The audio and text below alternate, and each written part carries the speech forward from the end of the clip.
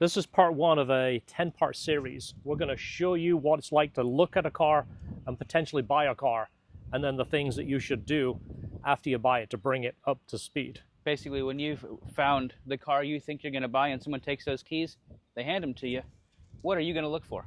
Really obvious to us that you might not necessarily see, and then we're going to address those things. Essentially have this car ready for sale, so if you want it, you have a car that's ready to go. So I'm going to get George to kind of show you one of the first things that people talk about with these cars. That's the 10 VINs, meaning there is 10 VIN stickers on this car. It's always the very first thing someone asks when they look at one of these cars.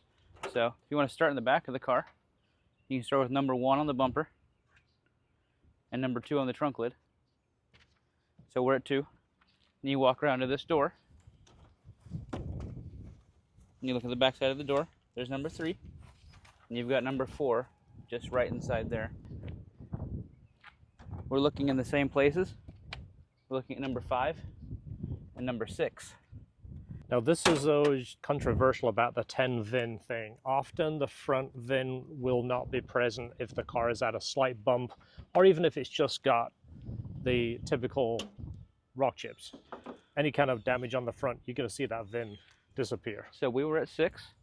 We've got 7 on the fender, 8 on the fender, 9 on the bumper, and that's the one John was talking about. Any like rock chips and stuff, someone will get this painted, and then often your body shop will just paint over that one. So that one's gone often, but that would be number 9. And then right up on the hood, you've got number 10. So I do want to point out this. So you see, we have a bit of a scrape on the bumper. It's not actually damaged. It hasn't had an impact or anything. This is just where someone scuffed it. So it's going to need to be repainted. So now we're under the hood. Let's take a quick look. And there's a handful of, weird wiring, but this is kind of my first time looking at the car too, so I'm not even sure what they are yet. I'm going to guess some form of alarm system. So this is all stuff we're going to have to find. We're going to figure that out and most certainly remove it, because it's not factory, it's not OEM. Everything else, as you look around, everything's got that nice, it hasn't been cleaned, nobody has gone under here and done any work. It's just kind of just the way it sits. So it's got that kind of dusty look, which is sometimes how you want to see it. It's like finding a car that they call a barn find. Nobody's touched it. It also helps to spot any other work that has been done. I do see it has a brand new VTEC solenoid on it and a brand new idle air control valve. But all the maintenance and stuff, we have records, I believe, from Honda. Yeah, he has records of that. These are genuine OEM parts on this car already. Yes. He has some receipts from Honda that makes us kind of cringe. It also makes us realize we're pretty inexpensive when you see what the dealership's charging for some of this stuff. Yeah, when he came by, oh, I just had this done. It's like, wow, and it was that much money? Yeah, we'll show you some of this. We won't put his name in there, but we're just going to show you some of this stuff and then kind of give you an idea of what you should be looking at paying for this stuff. You see what's in there, and that one there doesn't get a whole lot in it. It's literally empty, and what is in there is dark. And that's extremely common on these cars. And when you find that, then the next thing you're going to do is look under the dash and see what's leaking. Yeah, just as George says, you see that right there? It's got the greasy look to it. That is the master cylinder right here. And as you notice in the top of the frame right there, that white button, it did just have those buttons replaced. And when you see what he got charged for that, you're going to cringe. And we're going to make a list of the things that we're going to do. So if you're going to follow along with this, like I say, it's going to be more likely a 10-part series. If it's something you're interested in, we're not doing a giveaway. We're not doing any kind of phony, buy tickets and shirts. We're just going to sell the car when we're done, and we're going to show you essentially what we have into it, and you'll see what we've done. We figured out the wire just now. Is this something that will be removed from the car? And I'll put it in a box in case the next owner wants it.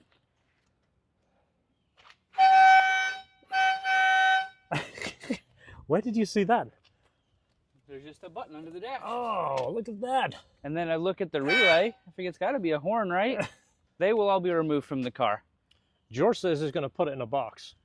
I say I might just drop kick it into the trash because I hate it already. Yeah, what if the next guy goes, where are those air horns at? I want that was those. amazing. There it is. There's the horn. And I haven't got that low yet. No, you don't want to.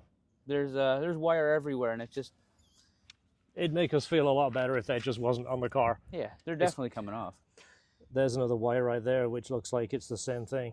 So there's a wire there, and I noticed as you was pointed out the master cylinder. Yeah.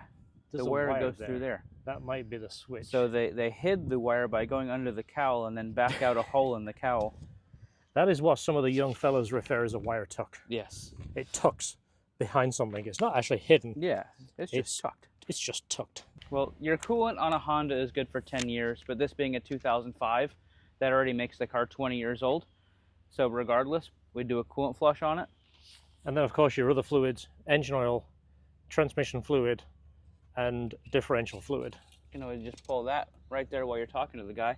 It's hard to see on these, but if you take that, stick it to your finger, and do that, then you can see how high it is. And this one is full. Yeah, it's lined up with his finger. You see how it leaves the trace, because these are actually difficult to view the oil level. The brakes, we don't know. They could be fairly new. They could be old. I mean, the rotors look rusty. They don't have a huge step to them, which is always something you should look out for. They don't look bad. They just look dingy. So I'm thinking we're going to put all new brakes on it and refinish the calipers because they've got that dingy look to it. While we're in here, possibly refinish the wheels. Honda wheels are painted, and then the front surface here is basically like a shiny finish. It's actually done on a lathe. They actually lathe this and then clear coat the whole thing.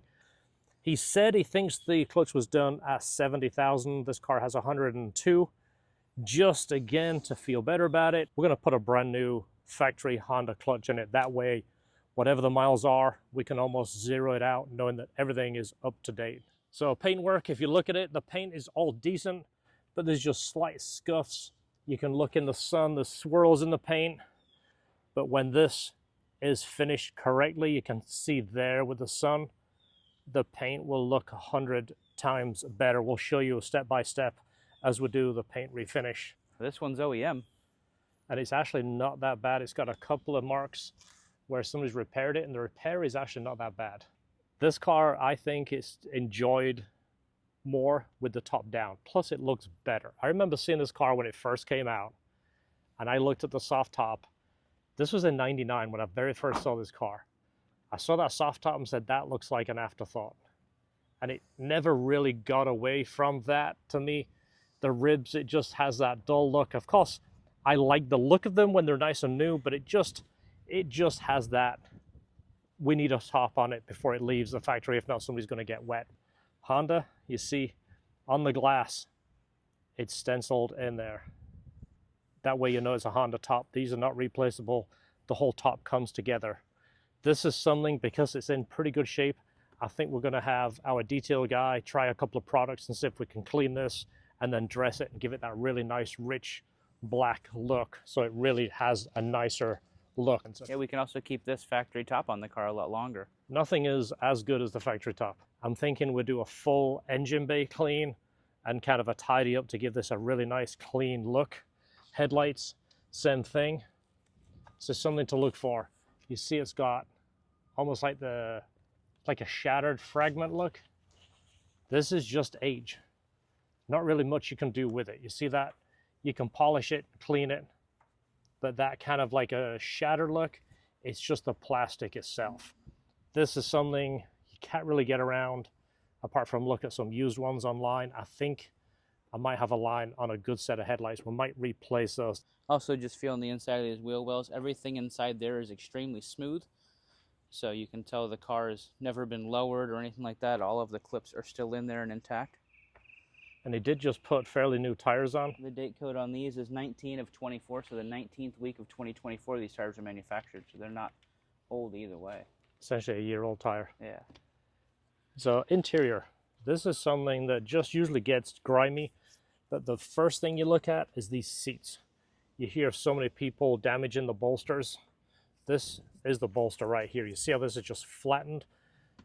It's just age as much as people sitting on this. A lot of people will think that if you don't touch the seat, it'll last forever.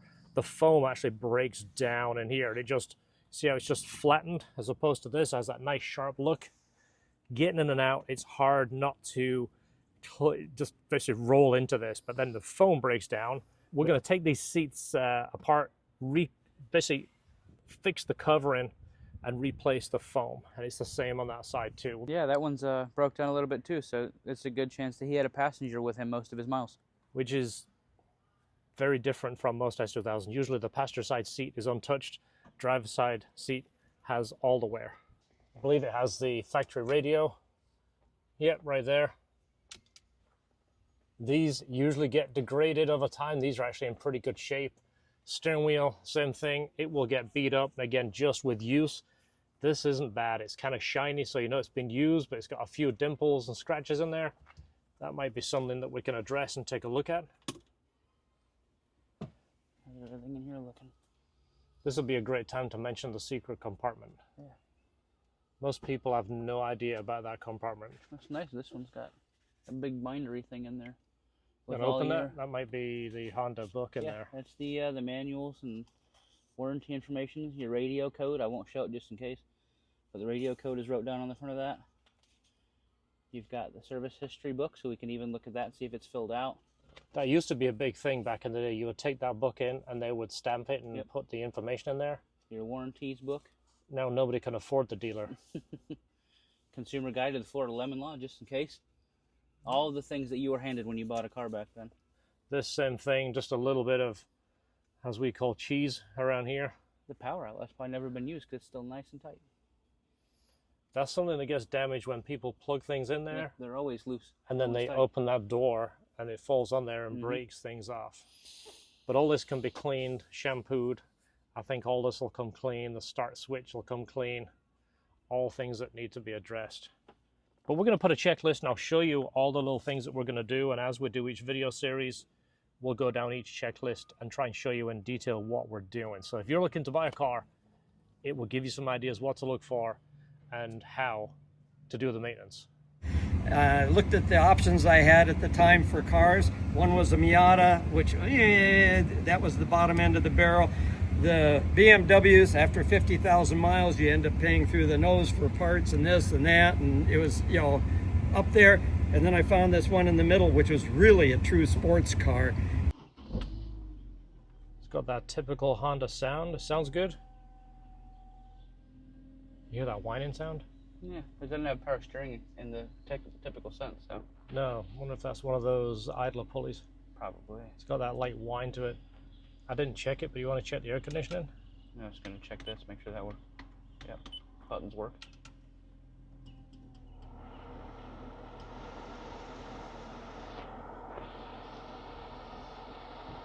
Yeah, AC feels good. It's starting to cool down.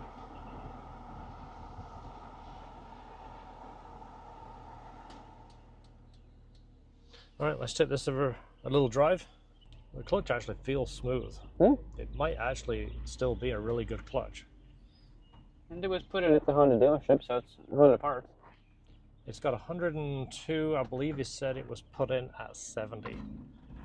So some of you guys are going to say, you know, it's overkill. You don't need to change the clutch. Well, if we sell you the car, do you want a car with no miles on the clutch, or do you want one with 30,000?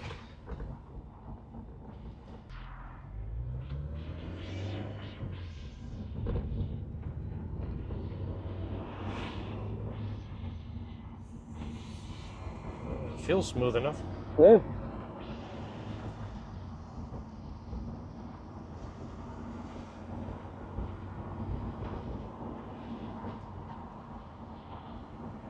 So I did get to talk to the gentleman on camera. I'll put that in this video at some point. I'm not going to say his age, but it was north of 70. People don't believe that people 60, 70 drive these cars. We see it more than you can imagine. Our oldest customer to date, 88. Some railroad tracks.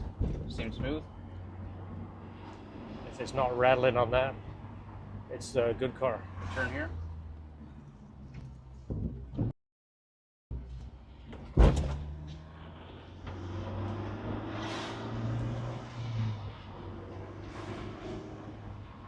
That's a smooth car.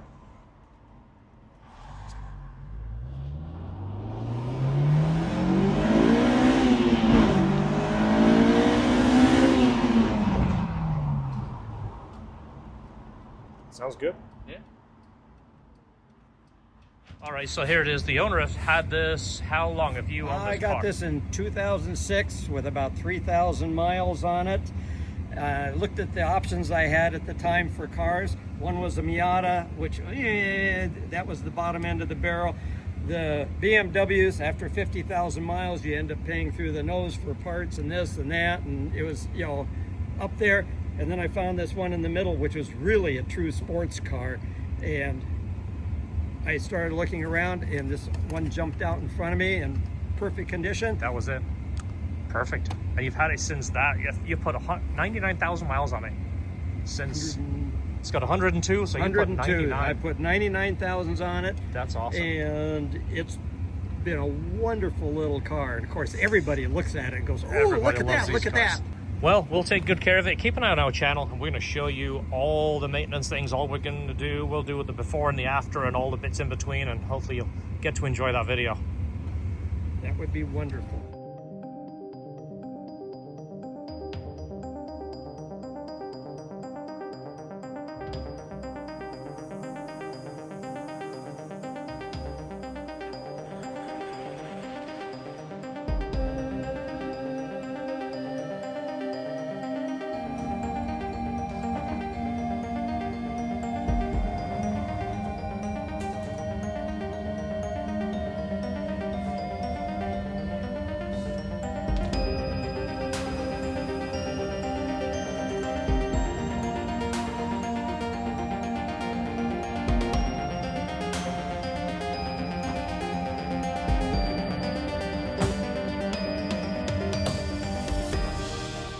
Out of the records, this might be the worst one here. So these are the pad pedal stoppers right here. These are the OEM ones. We sell them in the store, $15 for the pad, and look at the labor.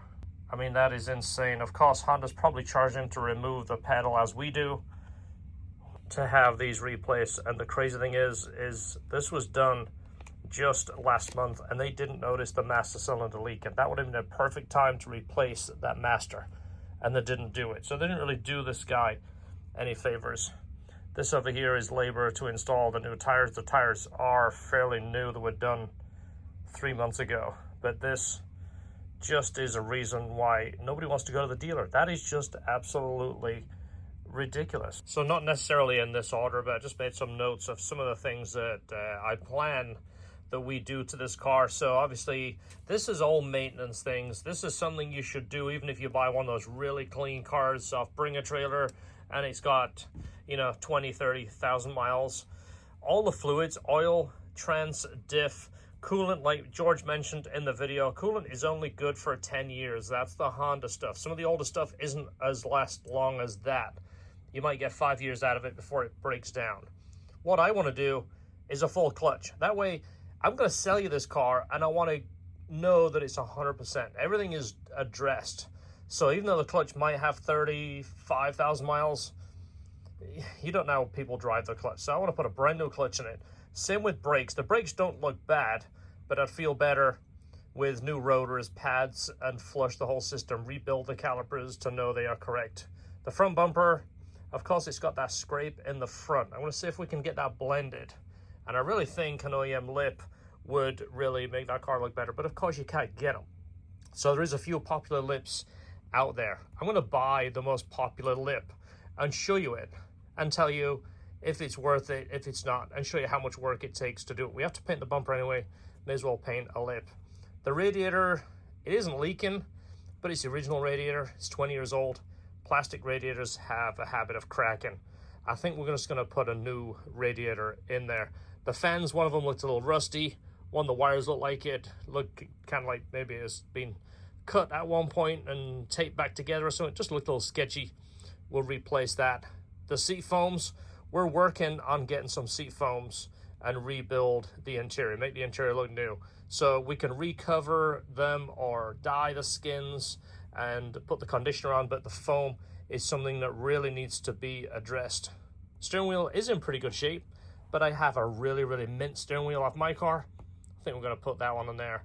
And of course, we'll do a matching shift boot, one of the LHT phone holders and cup holders. So if you get the car, there's something that I used in our car at the Dragon trip, and I really enjoyed them. and I think it's the best option for the car. So we're going to put those in there. The cowl had been drilled for those wires. I don't like the look of it. We're just going to put a whole new cowl in there. Exhaust. Factory exhaust is in good shape, but we're going to pull it down, clean it, polish it, re-ceramic coat the mufflers, make it look nice. When we work on the engine, we're going to clean it. I think adjust the lifters and address anything else in there. As you saw, it had a new VTEC solenoid and a new idle air control valve. It was nice to put it on the dyno and see. And then, of course, once it's all done, we'll do the color correction, the polish, see if we can refinish the top, the wheels. I'm going to look into refinishing the wheels. I don't want to get crazy with this car. Of course, when I sell you this car, I want to make sure it's as nice as it can be. Car is on the lift behind me. We've already started on it. Next video is going to be up tomorrow. Hit the subscribe, hit the share, and follow along.